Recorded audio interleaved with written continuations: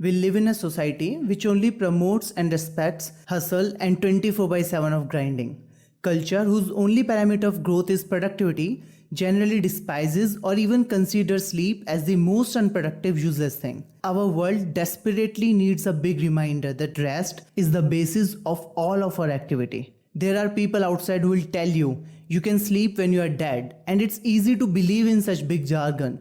But the truth is, you will be dead way earlier than you should be if you don't sleep enough. Author and Dr. Matthew Walker has studied sleep for over 2 decades and discovered that enough sleep is not a luxury but a necessity for human beings to thrive. Also, alarmingly bad thing happens to your brain and your body when you don't get enough sleep. Matthew has found that during a full night of sleep, you switch through 3 types of sleep. 1. Deep sleep. 2. Light sleep. 3rd, REM sleep, which is your rapid eye movement sleep, also known as dream sleep. Every 90 minutes, we sleep through these 3 phases of sleep, but every sleep cycle is different. Generally, when you fall asleep, the first 90 minutes is mostly deep sleep. When you stay up a bit later than normal to watch a movie or browse the internet, you are sacrificing a large portion of your deep sleep, which you will regret, because your deep sleep is your brain's function to assimilate and organize all the learnings you had in the daytime and convert those short-term learnings into long-term memory. You can think of deep sleep like a mail delivery service. During the day, your mail room collects packages. This mail room is your hippocampus, a temporary storage space in your brain. The packages are bits of information you have learned during the day, like a person's name or the step of a new work procedure. When you fall into deep sleep, you start up a fleet of delivery trucks and start delivering packages from your mail room to the permanent addresses in your brain outside the hippocampus. But if you are not getting enough deep sleep, you will fail to get those packages to their intended destination, and the content of those packages might lose forever. Because right after deep sleep, you go through light sleep, and light sleep is a period of cleaning your hippocampus. After being awake for 16 hours, it's hard for your hippocampus to hold on to any new information. That's why it goes through the process of cleaning. If your information hasn't reached the destined place due to lack of deep sleep, you may find difficult remembering it later. Matthew and his team decided to run a test. They took 2 groups of students.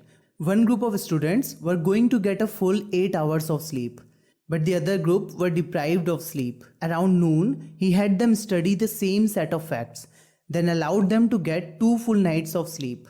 After the 2 full nights of sleep, he tested how many facts they could recall.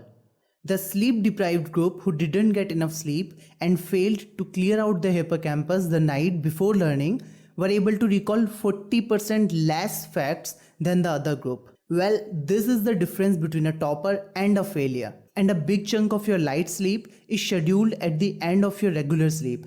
Which means if you regularly wake up at 7 am, the waking up at 5 am will be counterproductive to you, because you will not have a clear brain to absorb and learn new information. It is like sleep deprivation is shutting your memory inbox, and any new incoming files will just bounce off. Also, because of waking up earlier than your normal schedule, you are missing a big chunk of REM sleep. It is the time when your brain is trying to understand what has happened during the day.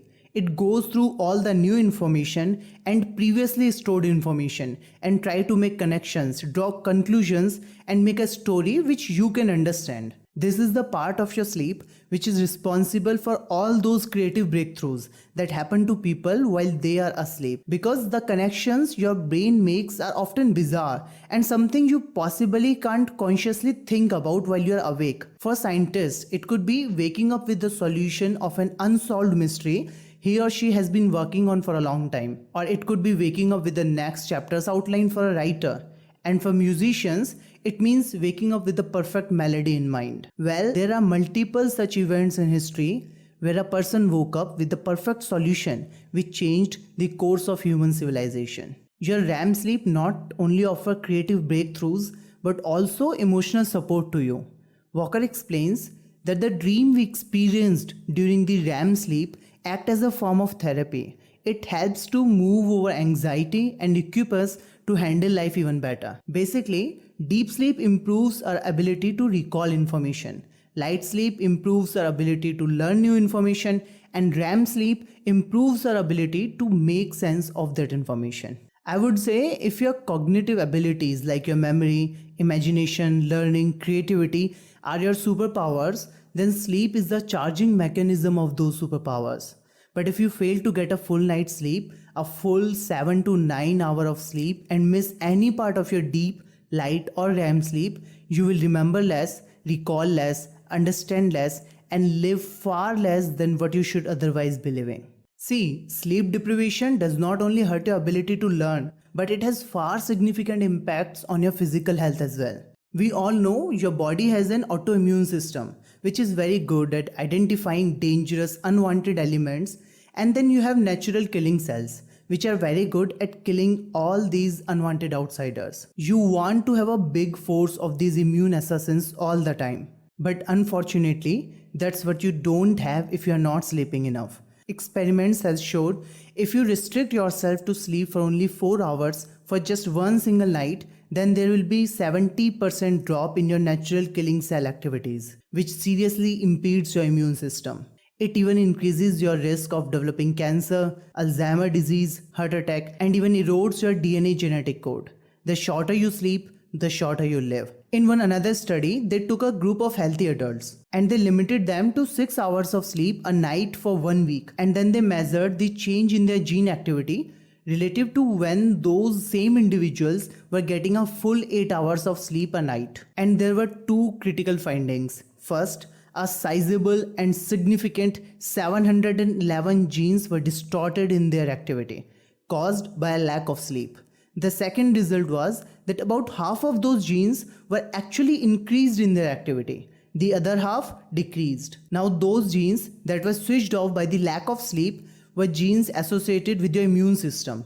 In contrast, those genes that were actually increased by the lack of sleep were genes associated with the promotion of tumors, genes associated with the long-term chronic inflammation within the body, and genes associated with stress and as a consequence cardiovascular disease. There is simply no aspect of your wellness that can retreat at the sign of self-deprivation.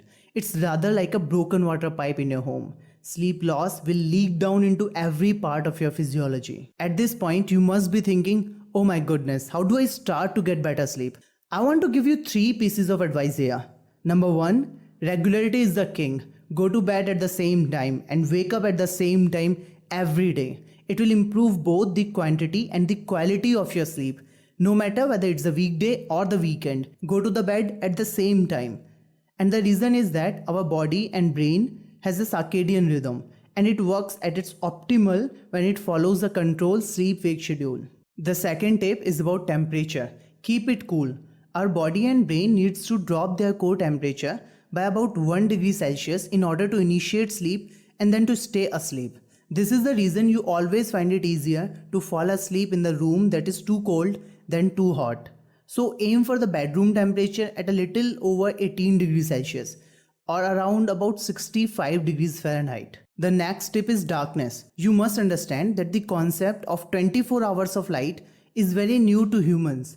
Our brain and our body both are expecting dark after evening. Darkness triggers the release of a hormone called melatonin, and melatonin helps regulate the healthy timing of our sleep. When your brain detects light, especially the blue spectrum of light, it suppresses the release of melatonin.